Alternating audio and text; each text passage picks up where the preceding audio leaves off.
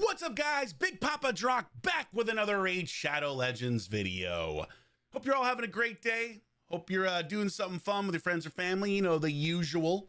Nothing too crazy going on. I've just been recording a bunch of Raid Shadow Legends videos for you guys, making some more content because I know I'll be doing a bunch of streams this week, and I got to make sure that I have time to knock these things out for you. And also, some of these are like videos I've wanted to make for a while. So today we're going to be talking about one of the mythical champions, and that is our boy. Where is he? I should just use the filter, but this is part of my charm that I like to scroll because I'm old school. Yes, it's APHIDUS the Hive Lord, guys. APHIDUS the Hive Lord. Now, I'm not going to lie.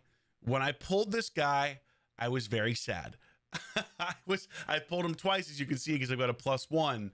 I was very, very sad, and I pulled a 6-star soul for him. But the reason for that is obviously I'm a PvP guy. My content is focused on PvP, and APHIDUS is not for PvP. He is not a PvP champion. He is without a doubt a PvE champion, and so I was pretty bummed both times that I pulled him. But what I will say is he is, I think, better than I expected. He actually helped me. We can go over here. I'll take a look. He helped me set a world record in the Cursed City. Let's see if it still stands. But currently, yes, I am still the global leader on stage 22. And a lot of that had to do with our boy APHIDUS.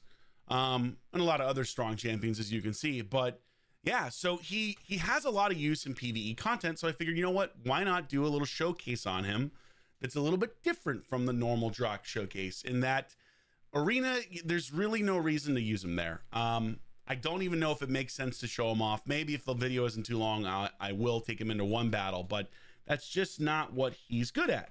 What he's good at is PvE, and specifically, I think something like Hydra is probably going to be his best bet. So let's take a look at his first form.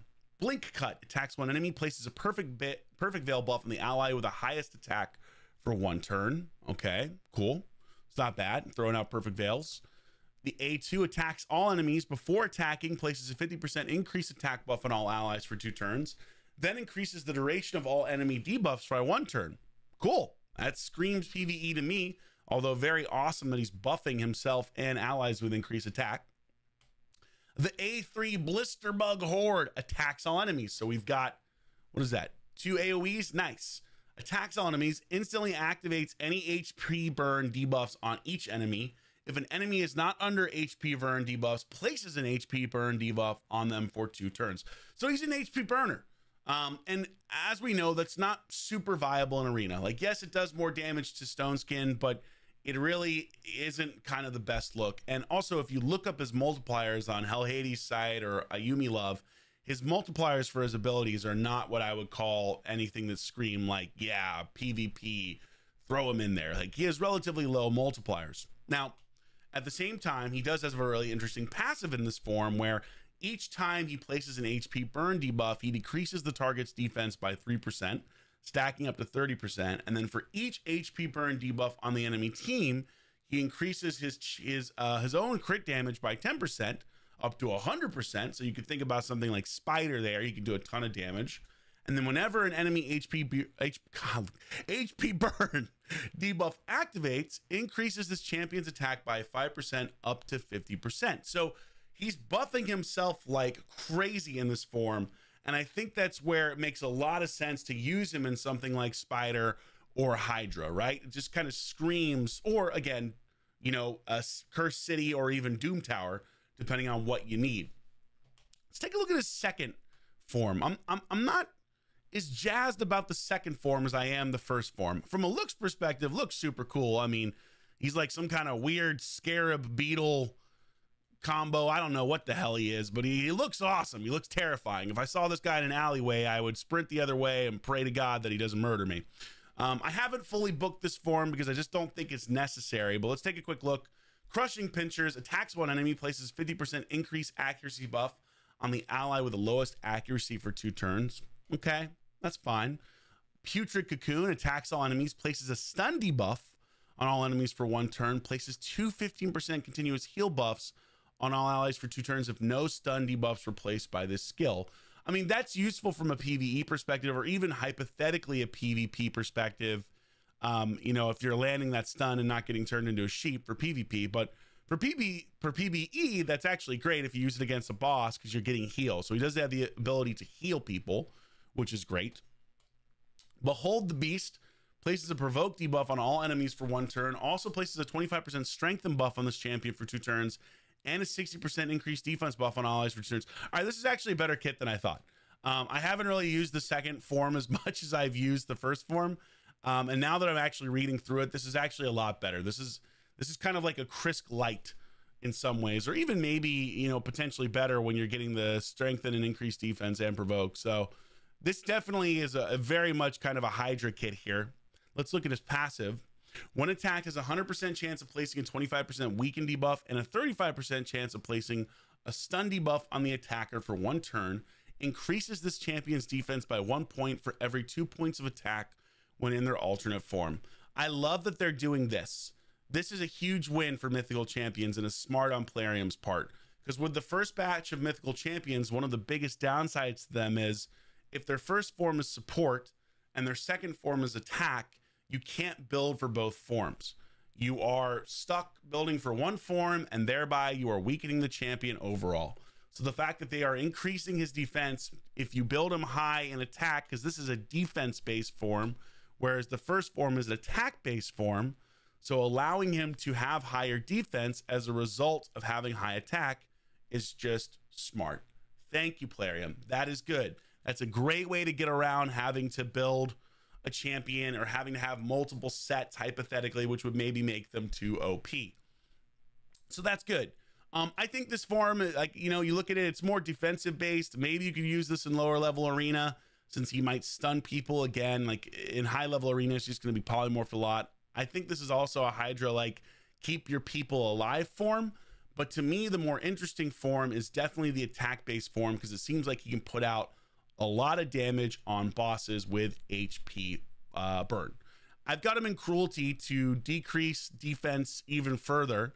You could do Cruelty, you could do something like Soul Reap maybe, or Phantom Touch, or a whole bunch of different stuff here if you wanted to, but I think Cruelty works fine for what we're going to do. So let's take a look at how we've built him.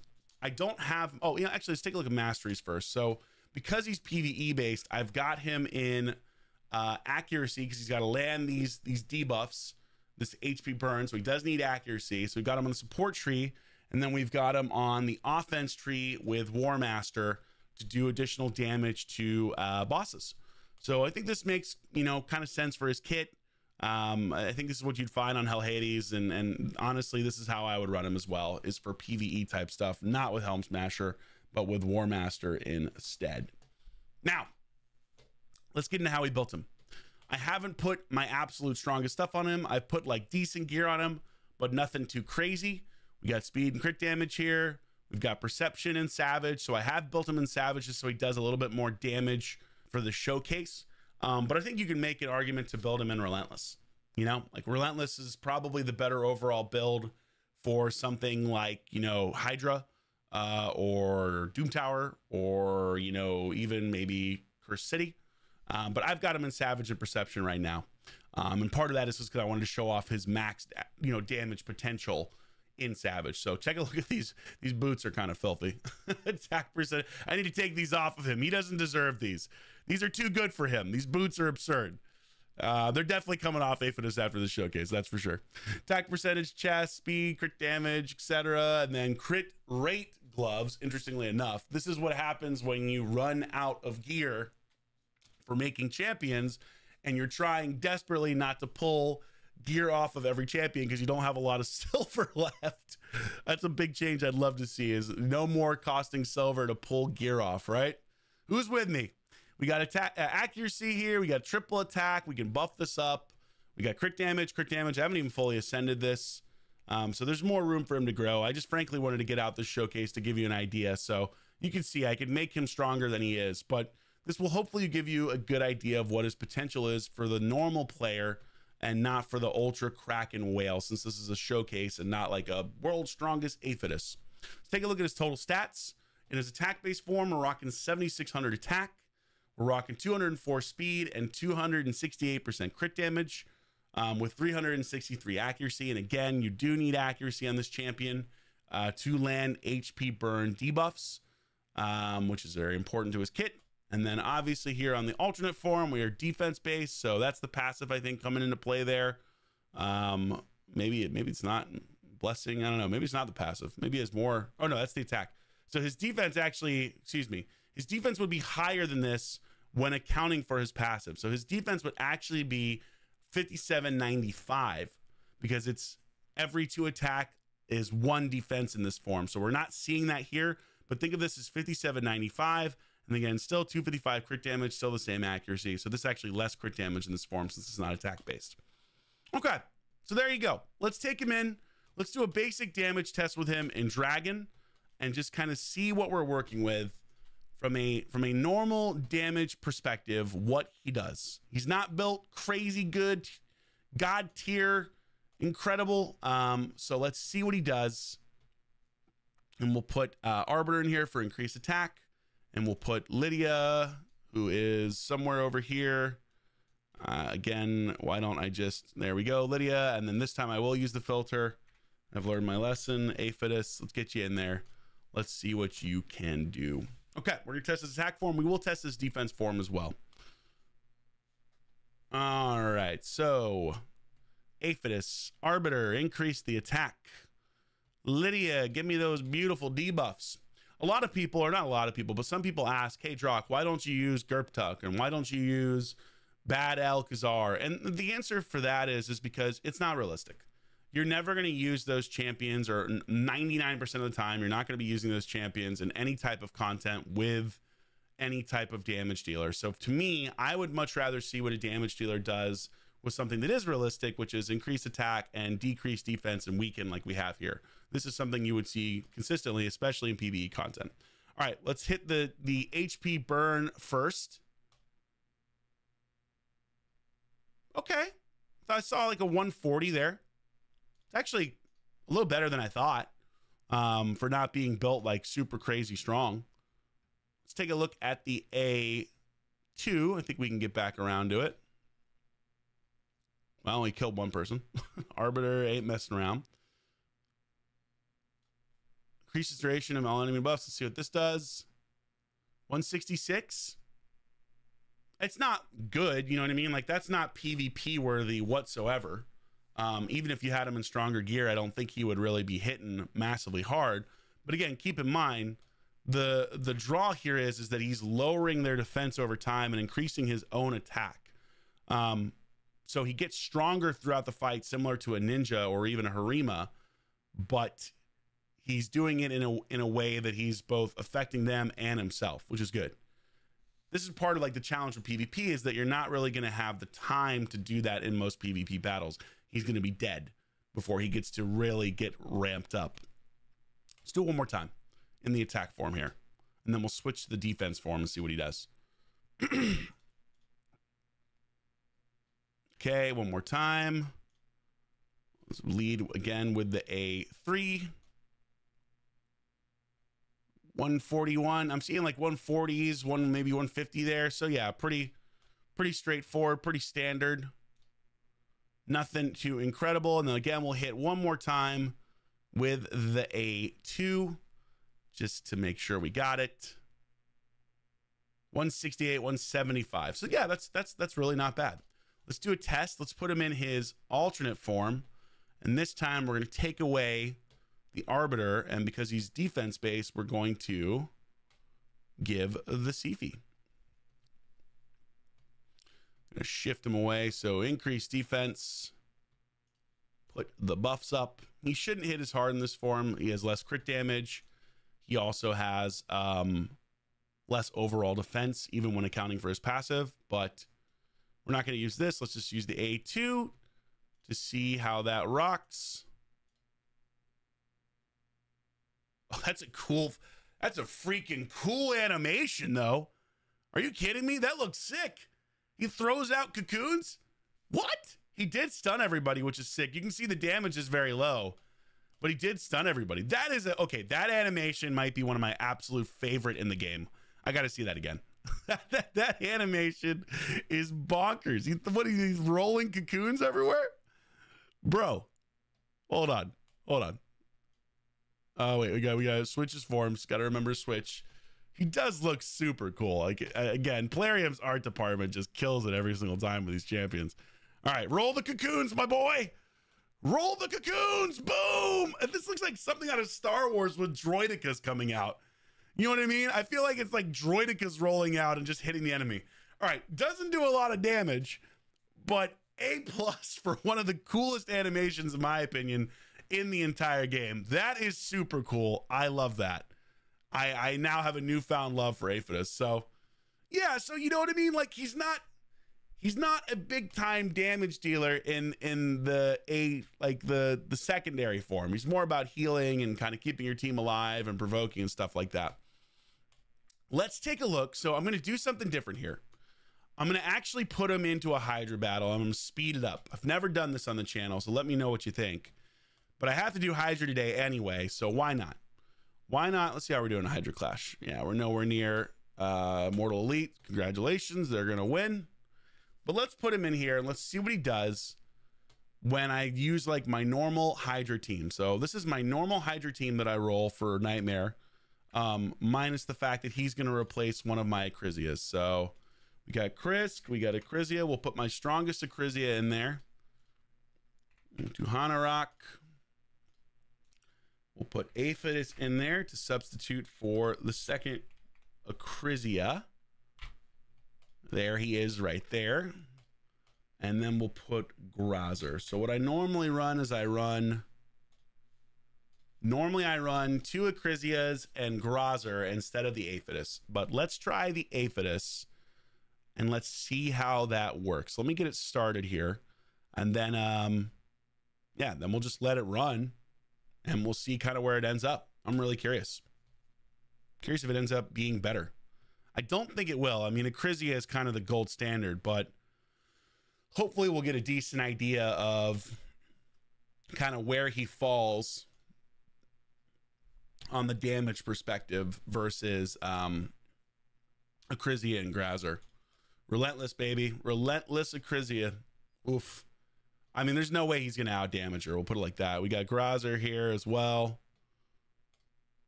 Nuking with that. Okay, so let's start him off. He's going to start off with his HP burn. And I think we can just put it on auto and see what he does. And then I'll speed this up in post, or I'll try to. If I can't, then I'll just cut to the final, the final figure, and you'll just have to make do. But let's see how it goes. I don't know what the RNG is going to look like either. Obviously, there's a ton of RNG in Hydra fights, but okay, let's put it on auto. Let's let him cook. I'll turn off the camera. I think I still know how to do that. Look at that. I'm a pro streamer, and we'll let it go and see what happens.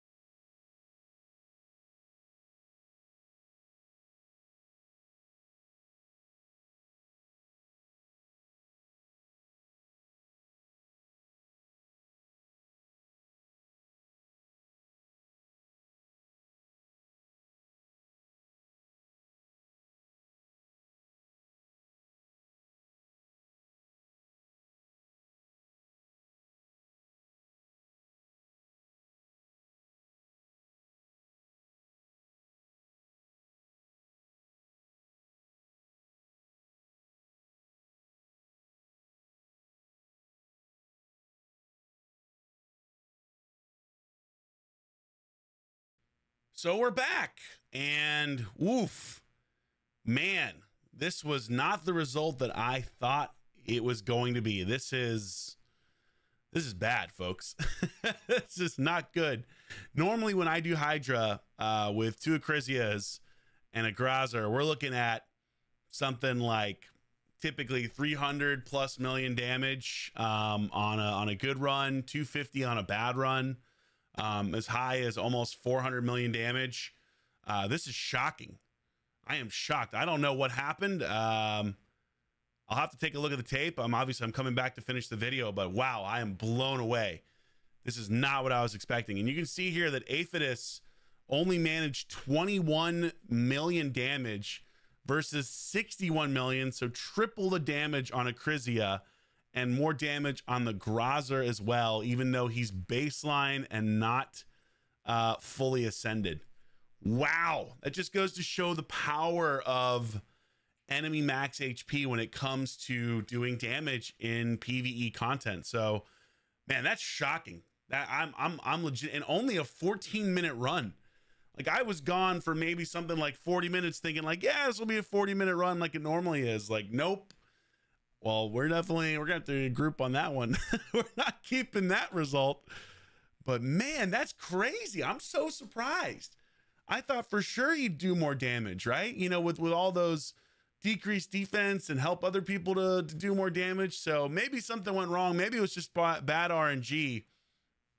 But yeah, that really surprised me with where he's at. All right, let's take him in for one arena battle in Platinum, just because we can, and see what he does in Platinum Arena.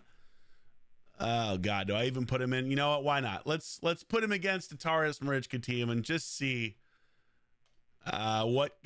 This is gonna be pointless, but let's just see what he does here. All right, let's get a Necrid in here, protect. And let's get our boy APHIDUS as well. I don't have high hopes for this, but let's find out. Let's find out what happens when you put APHIDUS in Arena versus the meta. This is pretty much the meta right here. Pretty close to it. We didn't shut down. We didn't shut down the Sifi. That's okay. He did veil himself, but that's not going to help in relation to his AoEs. But okay, he's got HP burn. He's got the increased attack. We don't think we do that. So let's roll with the HP burn on the Stone Skin and see what it does. Well, it doesn't even matter because of course it can't go through the block buffs. And he did almost no damage. Oh man, yeah, he is he's not meant for PvP, my friends. Yeah. Rough. All right, let's see. Can we do some damage here to the Sifi with the A1? Hey, the A1 did a little damage there. Okay, we did a little bit of damage there. Better than I thought. All right, let's see if we roll with the A2 here. He's gonna die. Hey, he killed the Sifi. Okay, I see you clutching up. We can't res him though. We got to try to get back around. Oof, this Taurus is just abusing my Necrit right now. Holy smokes. The pain is real. Down goes Taurus. Or no, down goes Necrit, excuse me. See if we can revive here. Oh, Taurus and Marichka. There's just what can you do? What can you do? See if we can keep him alive. Now, our Arbiter might die here. Part of me wants to switch him into his second form. And maybe I stun one of them. Let's try that. Maybe we go for the stun. And the heal. Yes! The rolling bugs! They've worked! They've done it! The bugs!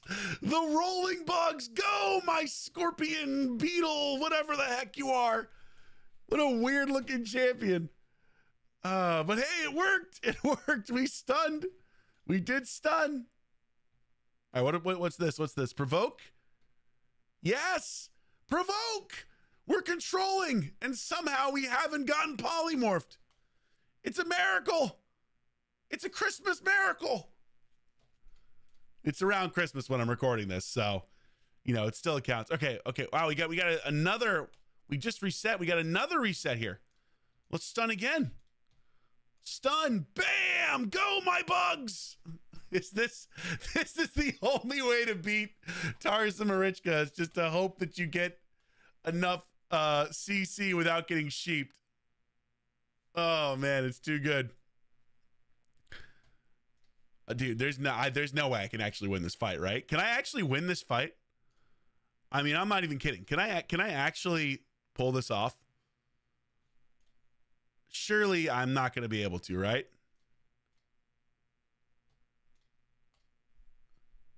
I mean, maybe I can. Stun again. Oh, I didn't stun this time, but still, we killed the Taurus. What's happening? What is going on? How is this actually working? I don't even know what to say. Oh, look at that. We had enough resistance to not get polymorph there. Oh, baby. This is the battle we all wanted to see. Now, he has a chance to stun on hit as well, or to place weaken and stun, which is kind of cool. So, man, maybe the second form was the play the whole time.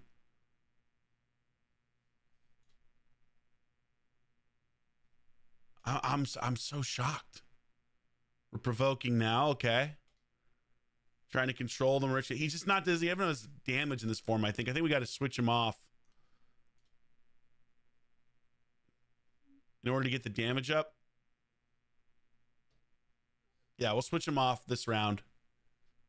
But still, I'm like genuinely shocked that he managed to actually kill a Taurus. Now, again, he didn't get polymorphed, which is a big part of it, and obviously HP burn, she blocks damage on everything because this champion is absurdly broken. But still, this is like truly surprising that we're even in this fight at all.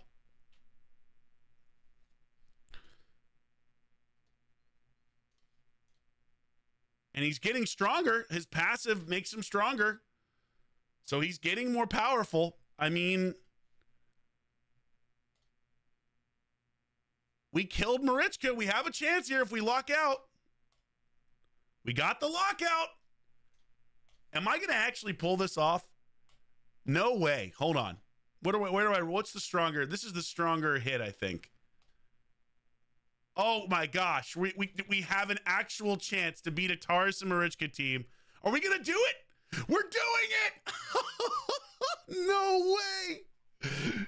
No freaking way. Of course, we turned him into a sheep. Wow. I am shocked. I'm absolutely shocked. Now, to be fair, it's taking close to 6 minutes. I have to manual the whole fight. And he didn't get polymorphed. And it also requires a whole mess of powerful champions to resist stuff, etc. So, you know, he's still definitely not PvP. You know, he ain't the meta in PvP, but I will say he is doing significantly better than I thought he would. I thought we were going to get wrecked. Like, you think about Jing Wong. I mean, Jing Wong, I couldn't even get through like 6 turns before my entire team died. APHIDUS carried. He carried. I'm shocked. What are you going to do? I mean, he did it. Here it is. Maybe not. Come on, APHIDUS. Finish it off. Oh, come on, please. 7-minute fight. Oh, come on, APHIDUS.